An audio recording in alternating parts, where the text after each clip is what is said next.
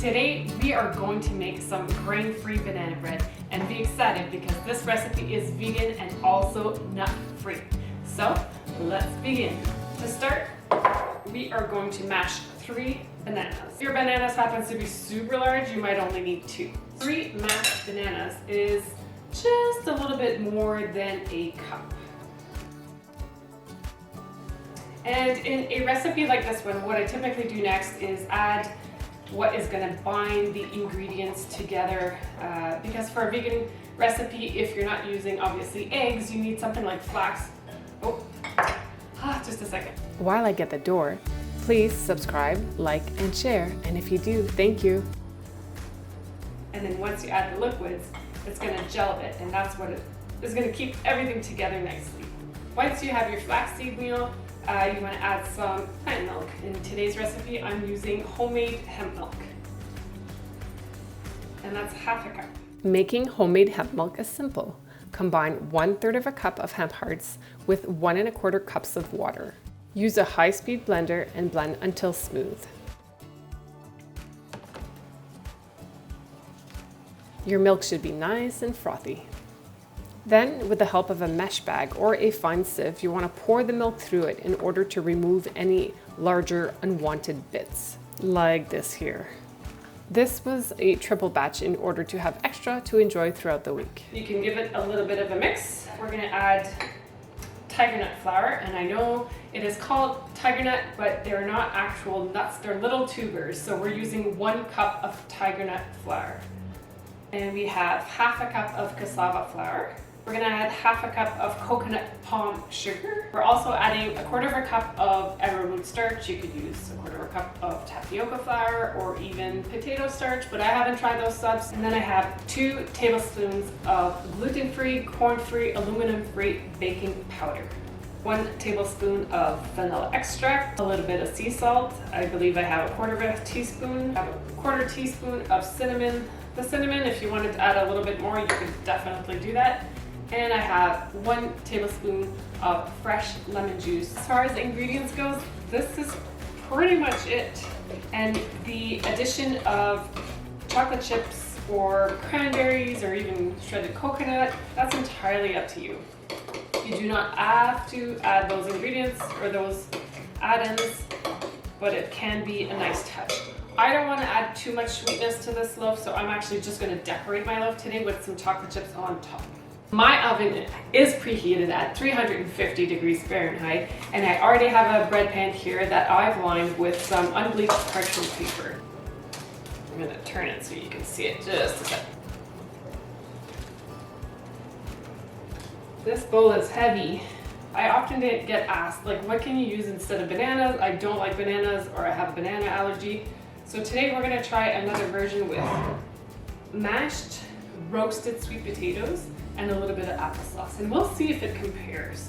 I'm just going to decorate my loaf with some chocolate chips. I don't want too many, and sometimes they even sink to the bottom, so I'm just going to put some at the top, on the top,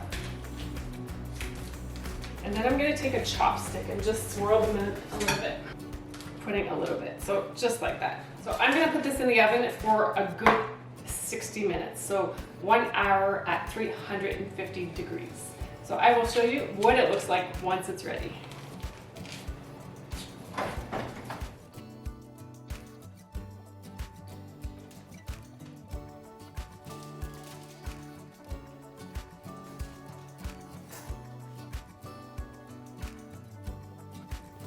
And as a bonus, you can take the same mixture to bake some banana bread soft cookies.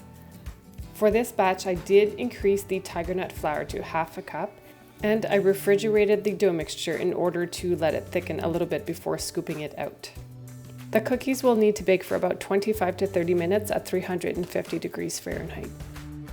So once you remove a quick bread from the oven, I recommend letting it cool in the pan for 10 minutes, and then gently place it on its side. Try the other side, and you should be able to just take it out.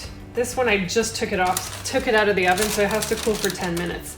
But now what we're gonna do is, if we can, You don't want to leave the parchment paper on either because then it can make the loaf sweaty. So I'm gonna leave this here and I'm gonna gently place it on the cooling rack to cool completely. But the loaf looks really good and I am excited to see how it turned out once we slice it. But it does need to cool for a while, so we will have to be patient and wait.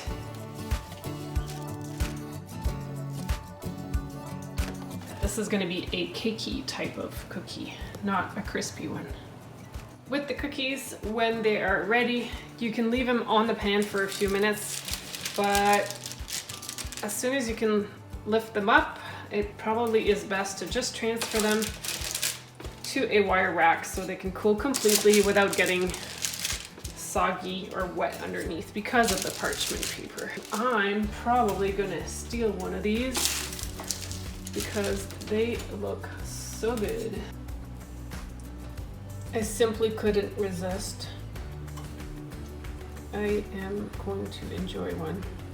So this cookie has chocolate, cranberries. Oh no, wait, it's not cranberries. I put raisins and I put shredded coconut, but it's a soft cookie. And right now it's still warm, so it's definitely soft. But warm is really good. It's like a banana bread minus the banana. It's a banana bread with a substitute of roasted sweet potatoes and applesauce to compare it to a version that is just bananas. But other than that, it's the same recipe, so we'll compare it. Banana bread, the one with the actual bananas and the chocolate chip, is cool enough. And it has a lighter texture than the loaf with the, oh, it's a little bit sticky inside. All right, I hope you've enjoyed watching this grain-free banana bread recipe. And it was a little bit experimental in the sense that I did it once and it was really good. And I followed the exact same measurements for everything this time. But I didn't let my loaf completely cool and I was a little bit excited, so I went ahead and sliced it, and even though it looks really nice, it's a little bit sticky. So waiting for it to cool completely can really help with the texture. And as for the cookies, they are perfect. I actually even had one when it was hot and it was good, but once these are cooled, it's probably going to be even better. So for the loaf, a few things that we could do is bake it a little bit longer to help the stickiness inside, or just let it cool completely and then slice it. So once it's cool completely, I will slice it again and then show you the texture because it's probably going to be a whole lot better. I just finished slicing the rest of the banana bread and the texture was much better. And as for the other one with sweet potatoes and applesauce, I will have to test that recipe a little bit more because it was still way too wet inside. But overall, for a grain-free vegan banana bread recipe, I am super thrilled with the results and I hope you will try it to let me know what you think of this recipe. Thank you for watching. I will see you in the next video. Bye for now.